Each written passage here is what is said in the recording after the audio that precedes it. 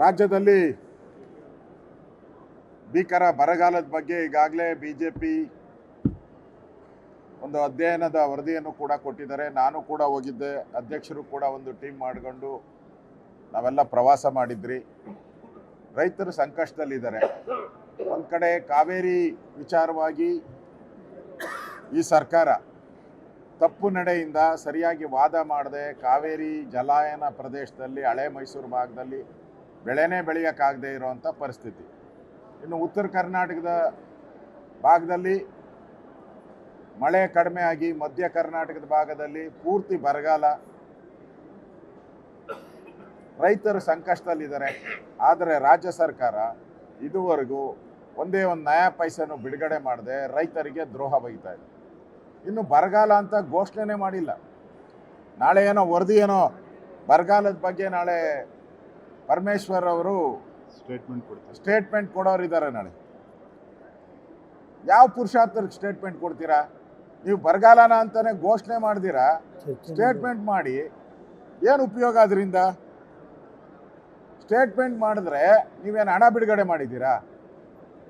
ನೀವು ಸ್ಟೇಟ್ಮೆಂಟ್ ಮಾಡೋಕ್ಕೆ ಮುಂಚೆ ಇಷ್ಟು ಹಣ ಬಿಡುಗಡೆ ಮಾಡಿದ್ದೀರಿ, ಇಷ್ಟು ರೈತರು ಸಿಕ್ಕಿದೆ, ಇಷ್ಟು ಜಾನುವಾರುಗಳಿಗೆ ಎಷ್ಟು ಗೋಶಾಲೆ ಕಟ್ಟಿದ್ದೀರಿ, ಏನೂ ಇಲ್ಲ.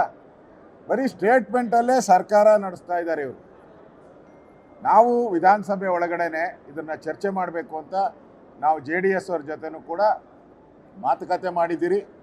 ಕುಮಾರಣ್ಣವ್ರ ಜೊತೆನೂ ಕೂಡ ಸಮನ್ವಯ ಸಮಿತಿಯಲ್ಲಿ ಮಾತಾಡಿದ್ದೀರಿ. ಇವತ್ತು ರೇವಣ್ಣವರು, ನಮ್ಮೆಲ್ಲ ಕೃಷ್ಣಪ್ಪನವರು ಎಲ್ಲರೂ ಕೂಡ ನಾವು ಇವತ್ತು ಚರ್ಚೆ ಮಾಡಿದ್ದೀರಿ. ನಿಲುವಳಿ ಸೂಚನೆಯನ್ನು ಕೂಡ ಸನ್ಮಾನ್ಯ ರೇವಣ್ಣವರು ಇವತ್ತು ಬರಗಾಲದ ಬಗ್ಗೆ ಕೊಟ್ಟಿದ್ದಾರೆ. ಆದರೆ ನಮ್ಮೆಲ್ಲರ ದೃಷ್ಟಿ ಇರೋವಂಥದ್ದು ಬರಗಾಲದ ಬಗ್ಗೆ ಚರ್ಚೆ ಆಗಬೇಕು, ಈ ಸರ್ಕಾರಕ್ಕೆ ಛೀಮಾರಿ ಹಾಕಬೇಕು ಅನ್ನೋದಿದೆ. ರಾಜ್ಯದಲ್ಲಿ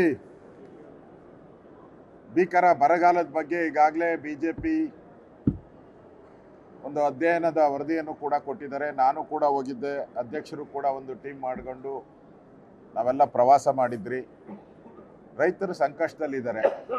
ಒಂದು ಕಡೆ ಕಾವೇರಿ ವಿಚಾರವಾಗಿ ಈ ಸರ್ಕಾರ ತಪ್ಪು ನಡೆಯಿಂದ ಸರಿಯಾಗಿ ವಾದ ಮಾಡದೆ ಕಾವೇರಿ ಜಲಾಯನ ಪ್ರದೇಶದಲ್ಲಿ ಹಳೆ ಮೈಸೂರು ಭಾಗದಲ್ಲಿ ಬೆಳೆನೇ ಬೆಳೆಯೋಕ್ಕಾಗದೇ ಇರೋವಂಥ ಪರಿಸ್ಥಿತಿ. ಇನ್ನು ಉತ್ತರ ಕರ್ನಾಟಕದ ಭಾಗದಲ್ಲಿ ಮಳೆ ಕಡಿಮೆ ಆಗಿ ಮಧ್ಯ ಕರ್ನಾಟಕದ ಭಾಗದಲ್ಲಿ ಪೂರ್ತಿ ಬರಗಾಲ. ರೈತರು ಸಂಕಷ್ಟದಲ್ಲಿದ್ದಾರೆ. ಆದರೆ ರಾಜ್ಯ ಸರ್ಕಾರ ಇದುವರೆಗೂ ಒಂದೇ ಒಂದು ನಯಾ ಪೈಸೆನೂ ಬಿಡುಗಡೆ ಮಾಡದೆ ರೈತರಿಗೆ ದ್ರೋಹ ಬೈತಾ ಇದೆ. ಇನ್ನು ಬರಗಾಲ ಅಂತ ಘೋಷಣೆ ಮಾಡಿಲ್ಲ. ನಾಳೆ ಏನೋ ವರದಿ ಏನೋ ಬರಗಾಲದ ಬಗ್ಗೆ ನಾಳೆ ಪರಮೇಶ್ವರ್ ಅವರು ಸ್ಟೇಟ್ಮೆಂಟ್ ಕೊಡೋರಿದ್ದಾರೆ. ನಾಳೆ ಯಾವ ಪುರುಷಾರ್ಥಕ್ಕೆ ಸ್ಟೇಟ್ಮೆಂಟ್ ಕೊಡ್ತೀರಾ? ನೀವು ಬರಗಾಲನ ಅಂತಾನೆ ಘೋಷಣೆ ಮಾಡ್ದಿರಾ ಸ್ಟೇಟ್ಮೆಂಟ್ ಮಾಡಿ ಏನು ಉಪಯೋಗ? ಅದರಿಂದ ಸ್ಟೇಟ್ಮೆಂಟ್ ಮಾಡಿದ್ರೆ ನೀವೇನು ಹಣ ಬಿಡುಗಡೆ ಮಾಡಿದ್ದೀರಾ? ನೀವು ಸ್ಟೇಟ್ಮೆಂಟ್ ಮಾಡೋಕ್ಕೆ ಮುಂಚೆ ಇಷ್ಟು ಹಣ ಬಿಡುಗಡೆ ಮಾಡಿದ್ದೀರಿ, ಇಷ್ಟು ರೈತರು ಸಿಕ್ಕಿದೆ, ಇಷ್ಟು ಜಾನುವಾರುಗಳಿಗೆ ಎಷ್ಟು ಗೋಶಾಲೆ ಕಟ್ಟಿದ್ದೀರಿ, ಏನೂ ಇಲ್ಲ. ಬರೀ ಸ್ಟೇಟ್ಮೆಂಟಲ್ಲೇ ಸರ್ಕಾರ ನಡೆಸ್ತಾ ಇದ್ದಾರೆ ಇವರು.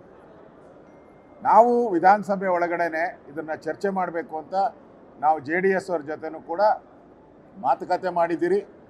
ಕುಮಾರಣ್ಣವ್ರ ಜೊತೆನೂ ಕೂಡ ಸಮನ್ವಯ ಸಮಿತಿಯಲ್ಲಿ ಮಾತಾಡಿದ್ದೀರಿ. ಇವತ್ತು ರೇವಣ್ಣವರು, ನಮ್ಮೆಲ್ಲ ಕೃಷ್ಣಪ್ಪನವರು ಎಲ್ಲರೂ ಕೂಡ ನಾವು ಇವತ್ತು ಚರ್ಚೆ ಮಾಡಿದ್ದೀರಿ. ನಿಲುವಳಿ ಸೂಚನೆಯನ್ನು ಕೂಡ ಸನ್ಮಾನ್ಯ ರೇವಣ್ಣವರು ಇವತ್ತು ಬರಗಾಲದ ಬಗ್ಗೆ ಕೊಟ್ಟಿದ್ದಾರೆ. ಆದರೆ ನಮ್ಮೆಲ್ಲರ ದೃಷ್ಟಿ ಇರೋವಂಥದ್ದು ಬರಗಾಲದ ಬಗ್ಗೆ ಚರ್ಚೆ ಆಗಬೇಕು, ಈ ಸರ್ಕಾರಕ್ಕೆ ಛೀಮಾರಿ ಹಾಕಬೇಕು ಅನ್ನೋದಿದೆ.